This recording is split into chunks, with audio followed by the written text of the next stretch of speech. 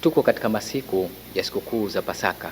Hakukataza Muislamu kumfanyia wema ambaye ndugu yake ambaye siye Muislamu, lakini kilichokatazwa ni Waislamu kushiriki katika ibada za wale ambao wasiokuwa Waislamu. Tunaruhusiwa kushirikiana katika mambo ya kijamii, mambo ya kusaidiana kwa hali na mali, lakini si kushirikiana katika ibada.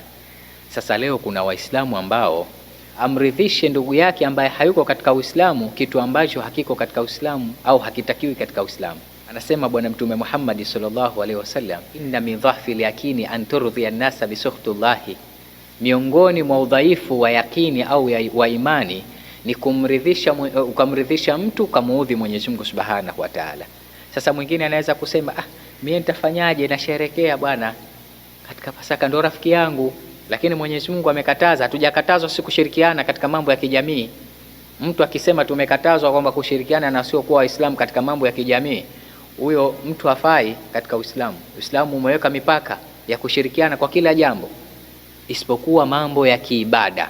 Swala la kusherekea katika sikukuu za Pasaka ni ibada ya wenzetu, si kwetu sisi.